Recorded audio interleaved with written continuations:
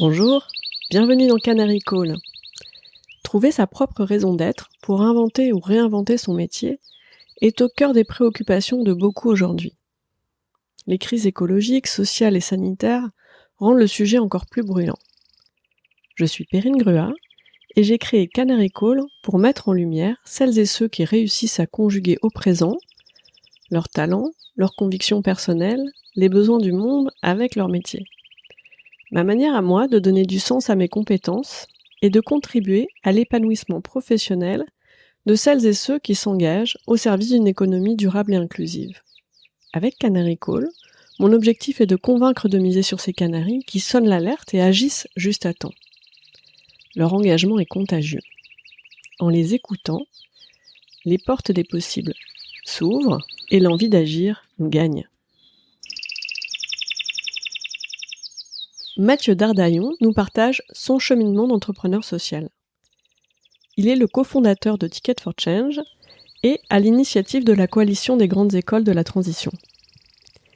Il a très tôt cherché à être lui-même un acteur du changement à travers son métier. Il s'est donné la mission professionnelle de démultiplier de manière exponentielle le nombre de canaris afin de répondre au plus vite aux urgences écologiques et sociétales.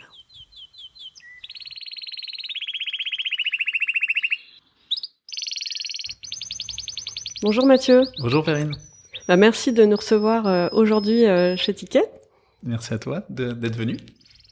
On se parle masqué, peut-être que ça s'entend. Est-ce que tu peux te présenter rapidement Mathieu, s'il te plaît ? Donc bonjour, Mathieu Dardaillon, j'ai 31 ans, je suis entrepreneur social de profession. Ça fait une dizaine d'années que je suis passionné par les sujets d'entrepreneuriat social, d'économie sociale et solidaire, de social business, ou comment des entrepreneurs peuvent trouver des solutions à nos grands enjeux de société. Il y a 6 ans et demi, j'ai cofondé une organisation qui s'appelle Ticket for Change, où on accompagne chacun à trouver ses talents et les mettre au service de la transition écologique et sociale par son métier, en inventant ou en réinventant son métier, son travail. Et puis en ce moment, je travaille aussi sur une coalition qui s'appelle les grandes écoles de la transition pour justement systémiser ces solutions, ces formations qui accompagnent à moyenne échelle, à petite moyenne échelle, plein de gens, comment justement créer une coalition pour rassembler et faire système, et donc faire une alliance avec l'État pour que ça change d'échelle. Voilà, donc c'est une initiative qu'on a lancée ensemble avec plein d'acteurs. Quand j'étais petite, il y avait d'un côté le business, l'argent, de l'autre côté l'impact et le non-profit. Tu parles d'entrepreneuriat social. Est-ce que tu peux nous expliquer rapidement ce que c'est ?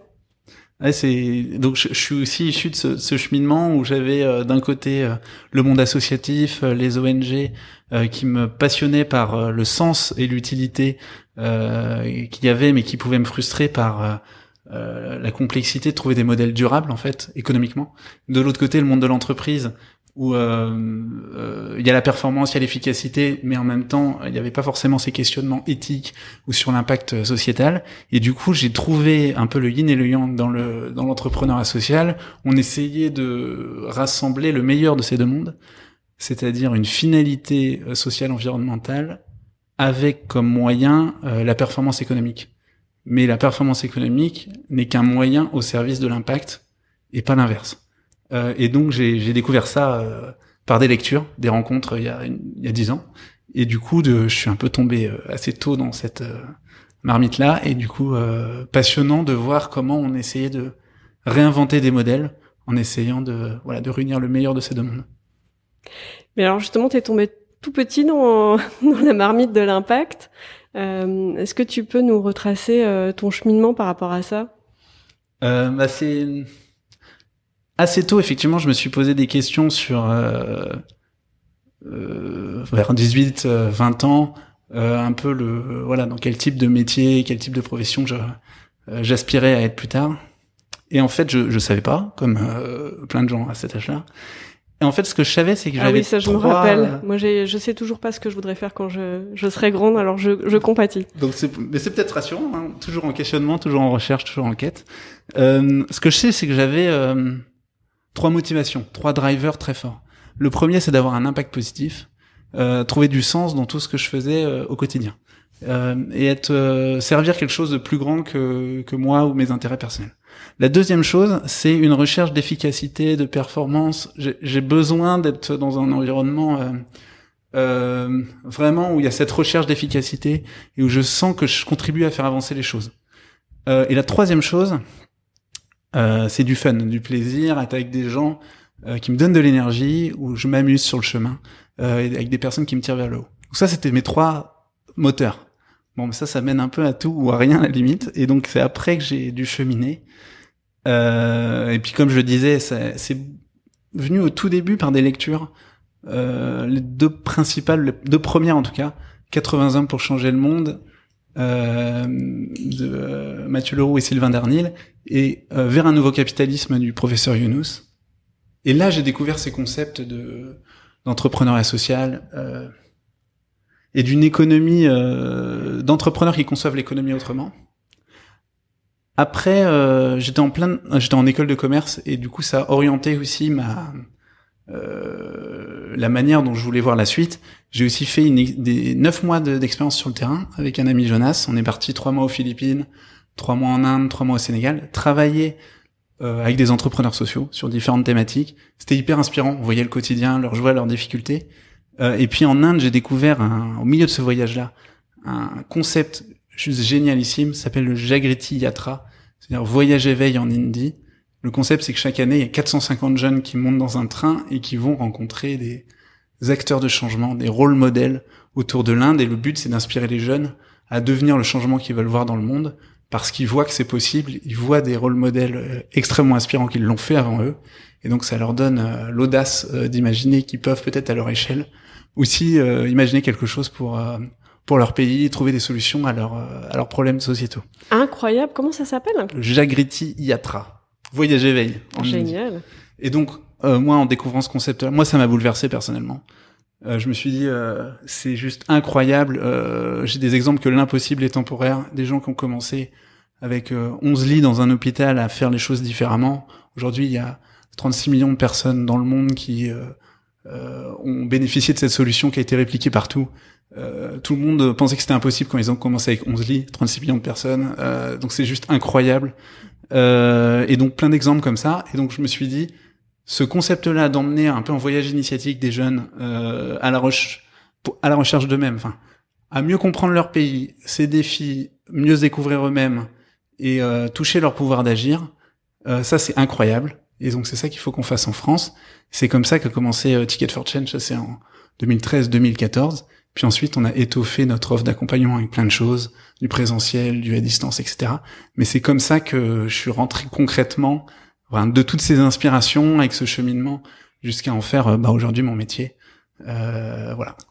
Ah, c'est intéressant parce que finalement, ça a été d'abord une démarche intellectuelle, avec des lectures, des inspirations, avec notamment ces 2 livres qui t'ont marqué, et finalement une expérience plus humaine, sensorielle, qui ont déclenché finalement le passage à l'acte. Ouais, effectivement.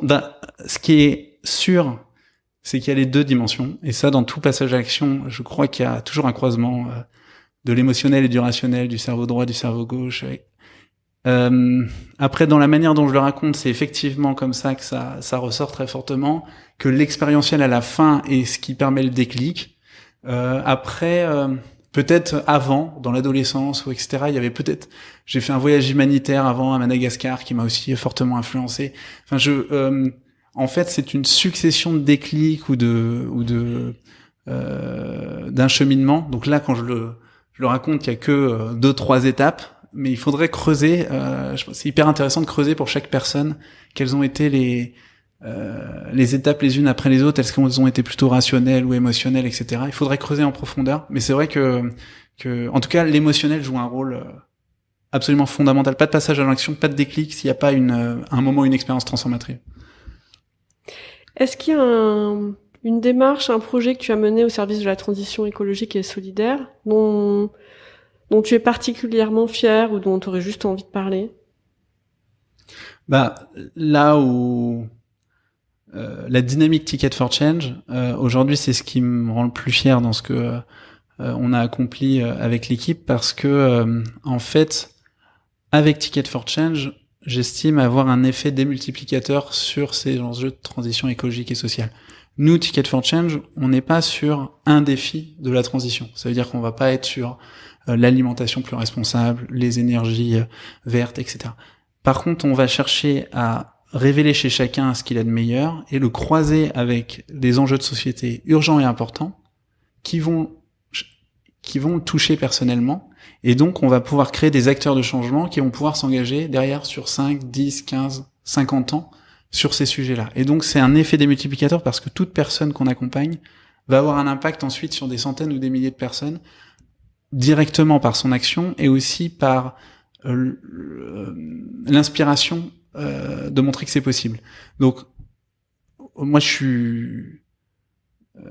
la mission de Ticket, elle est juste, je me retrouve, c'est une raison d'être qui est absolument géniale et qui donne énormément de sens parce qu'on a cet effet démultiplicateur sur ces enjeux-là. Et je trouve que c'est hyper complémentaire d'actions peut-être étatiques, etc., qui vont être descendantes, parce que là, on part vraiment des territoires et des individus pour trouver les solutions à partir des ressources propres que chacun a en soi. Et ça, je pense, a un impact à très grande échelle et qu'on a du mal nous-mêmes à mesurer. Tellement parce que par essence il germe de partout en fait, et c'est ça qui est extraordinaire. Qu'est-ce que tu vois comme effet direct et indirect? En effet direct, c'est le fait de dire il y a des projets qu'on a accompagnés qui aujourd'hui ont un impact à grande échelle. Je donne un exemple. On a accompagné par exemple Yuka, qui est l'application mobile que tout le monde connaît aujourd'hui, qui permet de mieux manger. Et Yuka, c'est je crois 15 millions d'utilisateurs, même un peu plus aujourd'hui. Ça c'est un impact direct parce que on a aidé l'équipe à lancer le projet. Ils auraient probablement réussi sans, mais ils disent qu'on a eu une contribution à un endroit qui les a aidés à prendre telle ou telle décision. Il y a plein d'autres projets comme ça, Meet My Mama, Vendredi, La Vie est Belle, etc. Tout ça, ce sont des impacts directs. Il y a à la fois les entrepreneurs qui ont lancé des projets et qui ont créé un impact direct et eux-mêmes créé des emplois. D'autre part, on va accompagner des intrapreneurs dans des entreprises qui eux aussi vont faire changer les choses, mais au sein d'une organisation donnée. Et puis, il y a toutes les personnes qui vont faire par exemple, des reconversions ou qui vont se rediriger vers des métiers qui ont plus de sens pour eux, notamment dans l'innovation sociale, l'économie sociale et solidaire. Ça, ce sont des impacts directs. Et après, il y a tous les impacts indirects qu'on a du mal à mesurer. C'est notamment toutes ces histoires de ces personnes-là vont influencer d'autres gens de leur entourage que nous, on ne va pas connaître directement, mais peut-être que ça va les faire aussi évoluer et montrer que c'est possible et leur donner envie de le faire à leur échelle et de passer à l'action. Mais ils n'auront pas été en contact avec Ticket for Change et pourtant ça aura peut-être été un impact indirect. Génial. Et selon toi, qu'est-ce qui fait que toi tu es la bonne personne pour faire ça? Moi, je suis à la fois totalement guidé par l'urgence des enjeux sociaux et environnementaux et en même temps incapable de me mettre sur un sujet de toute cette grande transition. Donc là, je réponds pour moi, mais je pense que c'est le cas pour toute l'équipe Ticket for Change. Ce qui nous passionne, c'est de mettre en place le cadre, le terrain de jeu pour que chacun trouve sa voie à l'intérieur de cette grande transition à mener. Et du coup, on est là pour aider chacun à trouver son propre chemin. Aussi parce que on est là pour accompagner, aider au cheminement, mais parce qu'on n'est pas directement sur un sujet. On a vraiment besoin des deux. On a besoin de plein de gens qui sont sur les sujets parce que c'est ça qu'il faut faire avancer. Mais nous, on est dans cette approche. Peut-être ce qui a été particulier aussi, là où on a inventé quelque chose de nouveau, c'est que quand on a créé Ticket for Change, on a inventé le projet dont on aurait eu besoin s'il avait existé. C'est-à-dire, moi je sortais d'études, je voulais un job où j'avais un impact positif, j'ai pas trouvé la structure pour m'accompagner dans ces questionnements.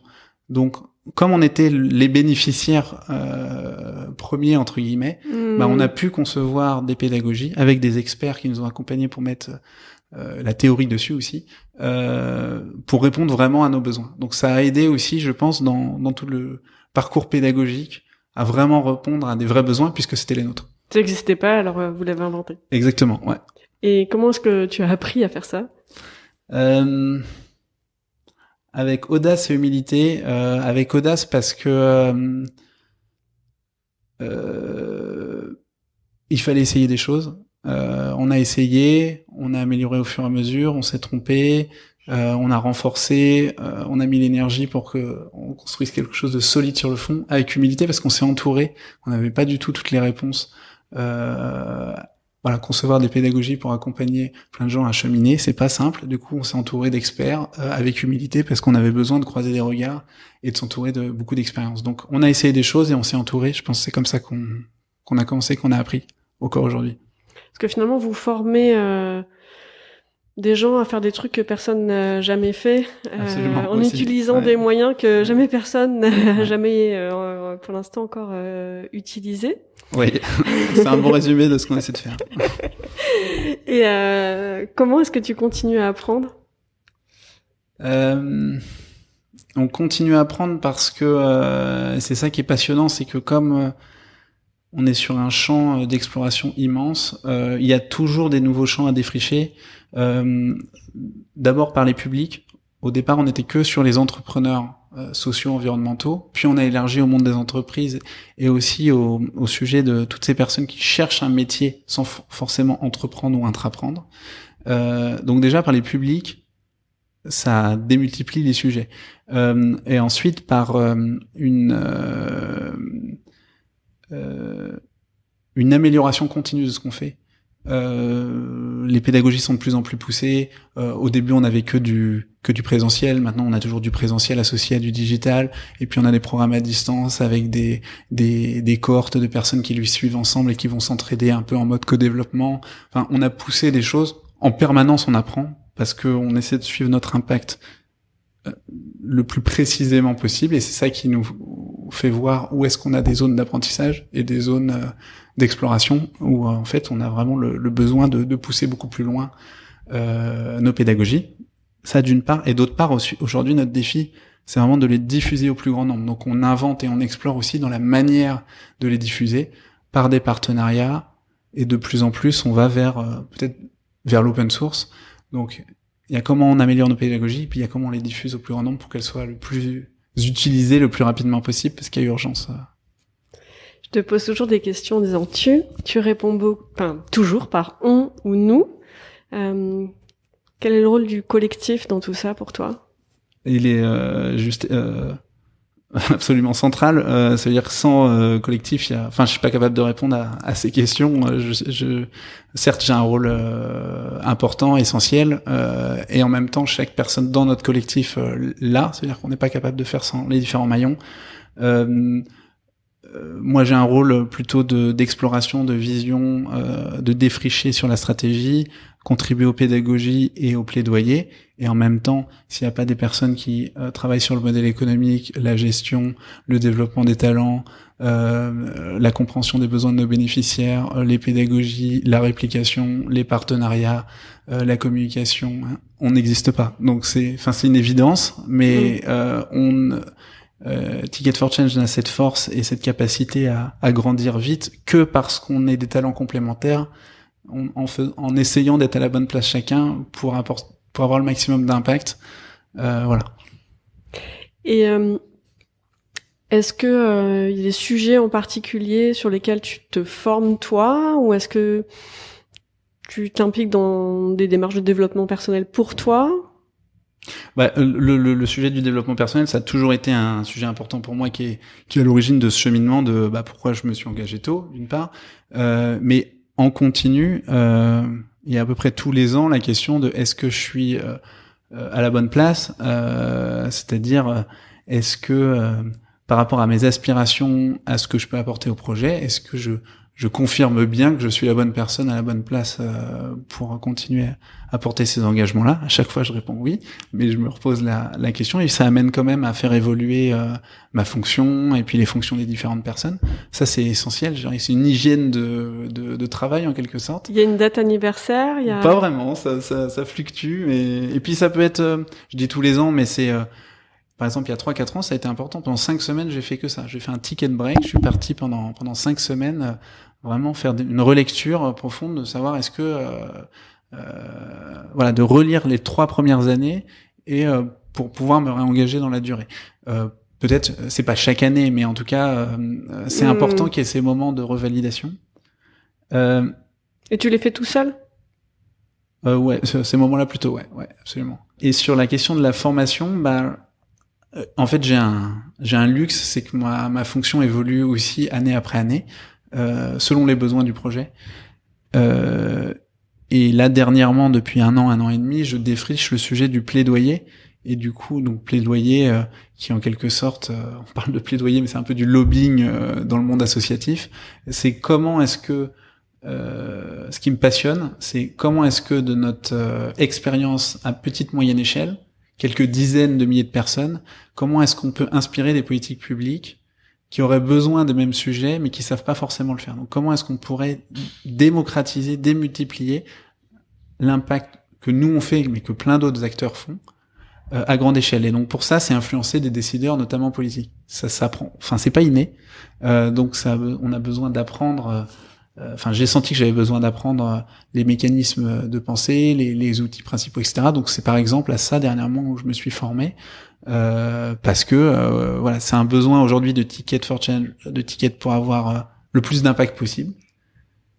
Et donc il y avait besoin de se développer notamment là-dessus. Tu parles beaucoup de démultiplication, de déployer, d'échelle. C'est quelque chose qui est important pour toi. Ouais, parce que c'est le cœur de ce qu'on fait, c'est contribuer à répondre à l'urgence sociale et environnementale. Or, pour ça, il faut aller vite. C'est-à-dire qu'on a 5 ans pour inventer un nouveau modèle de société et un nouveau modèle économique associé. Donc on a 5 ans collectivement pour que des millions de personnes changent de manière d'être et de faire. Donc c'est pas en se satisfaisant de quelques centaines ou quelques milliers de personnes accompagnées, même si c'est génial et même si on est très fiers, qu'on va réussir à changer le système. Donc il faut que collectivement on s'associe pour trouver des réponses à très grande échelle. C'est un enjeu collectif. Donc oui, il n'y a qu'une une obsession, c'est la démultiplication. Et après, le défi profond, et ça, je cherche comment, voilà, c'est comment est-ce qu'on démultiplie vraiment, comment on fait x10, x100, tout en ralentissant en même temps, parce qu'il faut prendre soin de nos écologies personnelles et ne pas se cramer aussi dans ce phénomène d'accélération, dans ce monde qui va trop vite. Et ça, c'est l'équation qui m'occupe le plus. C'est voilà. Clair, mais je crois que c'est vraiment... d'ailleurs, tout à l'heure, tu disais... je vis un luxe, mon rôle change tout le temps. C'est souvent présenté comme quelque chose de terriblement stressant et inconfortable. Et toi, tu as employé le mot luxe. Donc, je trouvais ça intéressant. Comment est-ce que tu fais pour que ce soit un luxe pour toi ? Après, j'ai un luxe parce que ça croise mes talents, ce que j'ai identifié à date, et les besoins de l'organisation et les besoins du monde. Et donc du coup, j'ai l'impression que mettre à jour un petit peu cette réflexion régulièrement, c'est un luxe que j'ai de si je pressens qu'il faut explorer une autre direction, que le Ticket for Change me le permette, je trouve que j'ai une grande chance. Mais c'était pas forcément au sens confort. Il y a aussi, j'ai la chance de réinventer mon job dans un environnement qui est relativement confortable. C'est sûr que par rapport à plein de populations dans cette crise qu'on vit, notamment du Covid, c'est sûr que alors même si notre modèle économique est mis en danger, qu'il faut anticiper, etc., je suis pas la première population à risque, et donc j'ai ce luxe-là, et aussi cette responsabilité de dire quelle solution je peux trouver pour qu'on trouve des solutions justement pour toutes ces personnes-là qui ont moins cette chance. Et tu parlais d'écologie personnelle. Qu'est-ce qui, toi, te coûte de l'énergie ? Ce qui me coûte de l'énergie, c'est tout ce qui va me déconnecter directement de ma mission, de notre mission, c'est-à-dire notre impact direct. Tout le détour de production, dont on a besoin d'organisation, recherche de financement, toute la mécanique qu'on doit mettre en œuvre pour pouvoir à la fin avoir l'impact qu'on doit avoir. Donc ça me coûte de l'énergie. Et de manière générale, tout ce qui va être gestion, coordination, organisation, management de projet, je suis capable de le faire, mais moi ça me coûte. Moi j'ai besoin de défricher, innover, inventer, explorer des nouvelles choses. Voilà, je suis au cœur de ce qui me donne de l'énergie quand je fais ça. Mais ça c'est personnel. Chacun a d'autres polarités. Mais en tout cas, moi, c'est ce qui va me donner plus ou moins d'énergie. Ouais. Et comment tu recharges les batteries ? Fondamentalement en prenant du temps, même si j'y arrive trop peu, prendre du temps, en partie tout seul, et dans la nature. Ça, c'est mes trois, voilà. Et ça me permet de recharger l'énergie, aussi en lisant, et en découvrant d'autres contextes et manières de faire. C'est-à-dire aussi la rencontre avec d'autres environnements, d'autres pratiques, d'autres manières de penser, moi, va me recharger aussi, parce que ça va m'ouvrir des nouvelles perspectives par rapport à quelque chose où j'étais bloqué lorsque j'étais juste dans ma propre perspective. Donc un peu un mix de tout ça. Et est-ce que tu as en tête un projet, une démarche qui a pas trop fonctionné et pourquoi ? Il y en a plein. Je dirais, en fait, je trouve que peut-être les points communs, ça va être parfois on a surrationalisé des choses, à essayer, ça veut dire qu'on a surrationalisé et mis en place des processus de décision successifs pour bien valider que c'était au cœur de nos objectifs prioritaires. Mais en faisant ça, on a perdu la flamme et l'intuition qu'il fallait le faire. Et donc, je crois que quand on a raté des choses, c'est que on a, pour bien faire, on a fait traîner le processus d'innovation qui fait à la fin c'était plus innovant. Et que quand on a réussi des choses vraiment à la pointe, c'est aussi parce qu'il y avait une opportunité extérieure, qu'on a su voir, qu'on a su prendre un risque, que c'était pas forcément prévu et qu'on a été rapide. Je dis pas qu'il faut pas se poser de questions, mais en tout cas qu'on a été intuitif aussi dans la manière de faire les choses. C'est un peu ce que je réponds ça à date, mais peut-être avec le recul, je dirais quelque chose d'autre. Mais aujourd'hui, c'est un peu ça qui me saute aux yeux. Et comment est-ce que tu fais pour contourner l'hyper-rationalisation et écouter l'intuition ? Ça c'est difficile. Après là, on a fait tout un travail l'année dernière avec toute l'équipe Ticket for Change où on a réinventé notre gouvernance interne, c'est-à-dire la manière dont on prend les décisions dans notre organisation. On est une vingtaine de salariés et on a tout repenser le fonctionnement des équipes et de la manière de décider. Et donc on a, par exemple, on n'a plus de comité de direction, mais un cercle stratégie qui regroupe une personne chacune de ces équipes qui est élue sans candidat parmi les membres de ces équipes, c'est-à-dire que tout le monde peut être dedans, et qu'on n'a plus de directeur ou de directrice générale, mais une personne qui anime ce cercle stratégie. Donc on a réinventé la manière de faire, ce qui donne plus de liant et d'horizontalité en quelque sorte, et je pense j'espère, je crois, de souplesse et de capacité d'agilité, mais ça c'est avec le temps qu'on saura le dire. Génial. C'est l'holacratie ou inspiré d'eux, c'est pas un modèle, c'est pas l'entreprise libérée, c'est pas l'holacratie, c'est un mix de plein de choses réappropriées. À la sauce à l'étiquette. Ouais, exactement. On a eu la chance d'être accompagné par 3 coachs sur tout un processus, etc. Et donc on a inventé un truc qui nous ressemble à la fin, qui dans les faits va évoluer. C'est-à-dire dans un an, ce sera pas exactement la même chose. Et il faut que ce soit vivant aussi. Mais donc on a inventé notre propre truc. Et comment est-ce que tu conjugues ces objectifs de déploiement massif et de d'être à la pointe de l'innovation? C'est intéressant parce que c'est un gros sujet aussi du moment. Bah, on n'a pas trouvé la réponse à date, mais ce qu'on sait, c'est qu'il faut d'une part qu'il y ait un côté laboratoire où l'on est directement en lien avec nos bénéficiaires, les personnes qu'on accompagne, et qu'on apprenne de nouvelles innovations qu'on teste, et qu'on soit vraiment à la pointe sur on teste des nouvelles choses et on apprend ce qui marche. Voilà, d'une part. Et ensuite, qui est tout un processus d'apprentissage de ça, de kitification, faire des kits de réplication pour donner la méthode à d'autres qui vont, dans leur environnement, pouvoir la mettre en œuvre. Via de la formation de formateurs, via de l'open source, etc. Et on est vraiment dans cette double démarche de laboratoire et le mot est pas du tout le bon, mais d'industrialisation humaine, en fait, où on passe la main à plein de personnes pour que ça passe à l'échelle, tout en ayant vraiment une démarche d'adaptation locale, d'adaptation à l'environnement dans lequel c'est mis en place. Donc c'est vraiment les deux, la double dynamique de laboratoire et de diffusion à grande échelle qu'on est en train qu'on invente depuis 6 ans, mais on a encore un petit pas à faire pour le formaliser.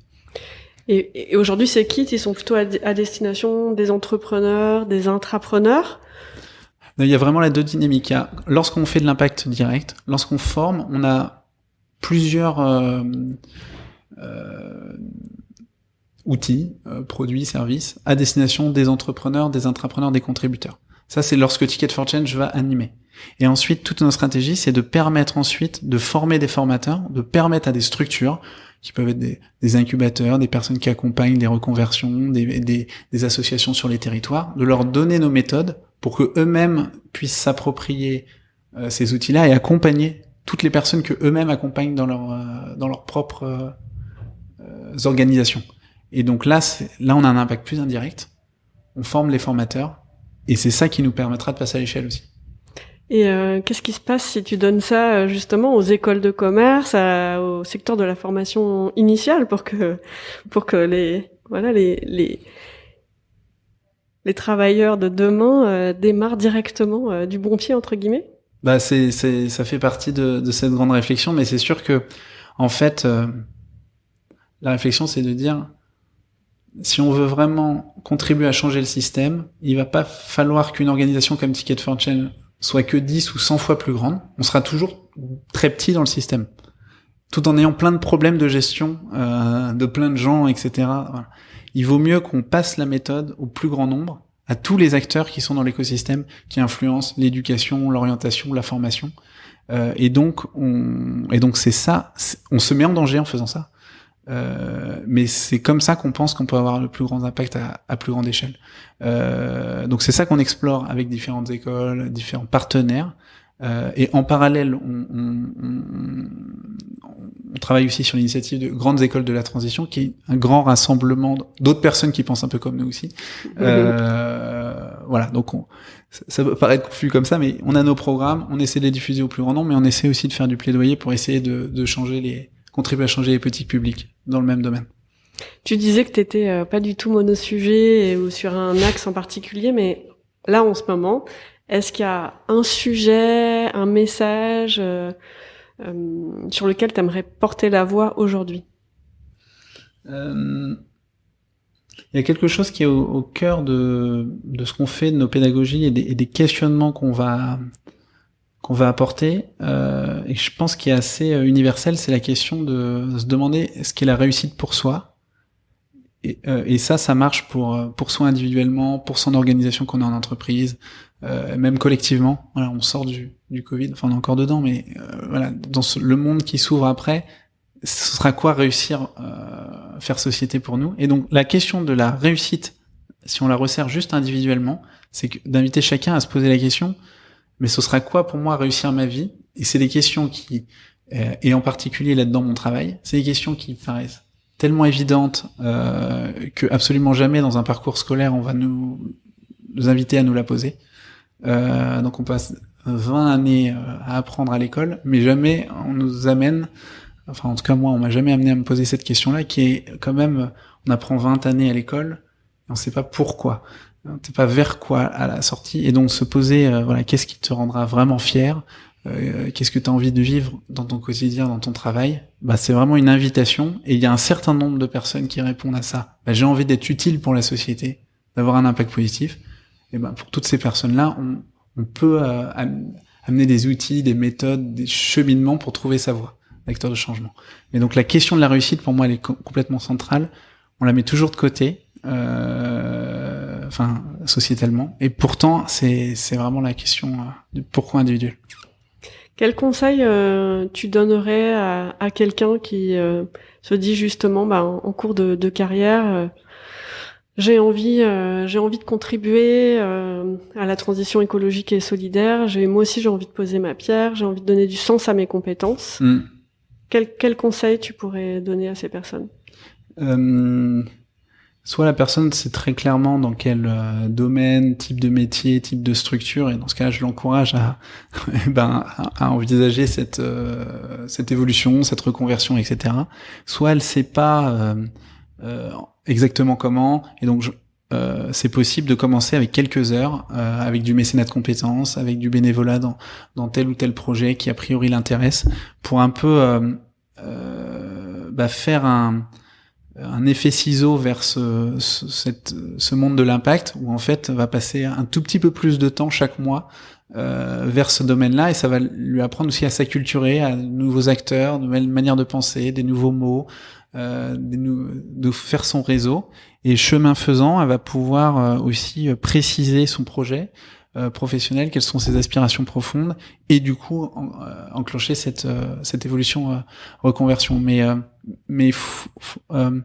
c'est aussi un processus qui peut prendre du temps, rien que personnellement de savoir ce qu'on veut, voilà, encore une fois, parce qu'on nous pose pas assez la question, et donc à la fois ne pas se précipiter, et à la fois avoir le courage d'écouter sa petite voix intérieure, donc ne pas non plus du tout négliger, c'est pas ça, mais c'est que ça peut prendre du temps, donc c'est de l'investir dès maintenant dans ce cheminement, pour trouver vraiment ce qui va faire vibrer cette personne dans la durée, et de trouver un métier qui lui correspond. La première étape, si je comprends bien, c'est de passer à l'acte assez rapidement, aussi petit acte soit-il. Ouais. Bah oui, parce que si ça reste que intellectuel, de se dire j'ai ce projet là pour plus tard, etc., sans passer par des petites actions, clairement, il y a beaucoup trop de personnes qui se disent ça et qui passent jamais à l'action. Donc effectivement, comment est-ce que dès cette semaine, cette personne peut enclencher, investir 1 heure sur ce sujet, puis 2, puis 3, puis 4, et chemin faisant, elle aura l'envie et elle sera un petit peu coincée dans cette dynamique. Voilà. Tu dis que finalement, lors du parcours scolaire, on se pose pas assez la question du sens, du pourquoi, du why, comme on dit dans le milieu des startups. Ça me parle. J'ai un fils qui est un préadolescent. Qu'est-ce que tu me donnerais comme conseil pour qu'il se pose la question suffisamment tôt et Effectivement, c'est pas facile, parce que en fait c'est pas facile quand c'est très tôt non plus. Mais je pense un exercice intéressant, c'est de se demander ces modèles de réussite. Et donc en fait, un des exercices intéressants qu'on a chez Ticket for Change, c'est de se demander les 5 ou 10 personnes qui nous inspirent le plus, et en fait en essayant de voir ce qu'il y a de commun dans ces personnes-là, il va déjà découvrir des choses, ce que ça dit de lui en fait, ce que ça dit de ses aspirations, et de peut-être sa définition de la réussite. Voilà, est-ce que c'est des personnes qui sont ambitieuses, est-ce que c'est des personnes qui sont tournées vers les autres, est-ce que c'est des personnes j'en sais rien, mais donc les 10 rôles modèles et les points communs, c'est quelque chose c'est hyper abordable pour tout le monde, n'importe quel âge, et du coup c'est très puissant pour amener cette question de la réussite. Merci, on va avoir un dîner passionnant grâce à toi, Mathieu. Pour conclure, tu me raconteras. Ah bah oui, j'y manquerai pas, promis. Est-ce que il y a une lecture que tu aurais envie de recommander, de partager avec nos auditeurs? Alors, en plus des 2 que j'ai déjà mentionnés, 80 hommes pour changer le monde et vers un nouveau capitalisme, qui donc m'ont influencé il y a une dizaine d'années, un livre qui m'influence beaucoup aujourd'hui, c'est L'essentialisme, et donc c'est dans cette quête de faire mieux mais moins. Donc c'est tout plein de réflexions sur comment justement faire mieux mais moins et prioriser ce qui est vraiment essentiel, aller à l'essence, à la racine de ce qui est vraiment important. Voilà, et ça je pense que c'est très important au moment où on veut changer d'échelle, de focaliser sur ce qui a vraiment un impact, ce qui fait vraiment du sens, parce qu'on peut pas mettre notre énergie partout. Et donc du coup, voilà, l'essentialisme, ça me parle beaucoup en ce moment. Et donc c'est un livre qui s'appelle L'essentialisme et que je recommande vraiment. Merci beaucoup Mathieu pour le partage de ton cheminement, pour œuvrer à engager le plus grand nombre autour de toi. Merci beaucoup. Merci Vérine pour ton invitation.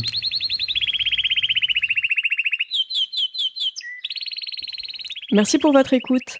Si vous voulez avec moi amplifier la voix de mon invité, je vous invite à mettre des étoiles sur votre plateforme d'écoute préférée de podcast, à partager les posts des réseaux sociaux de Canary Call sur LinkedIn, Twitter, Facebook, Instagram, YouTube.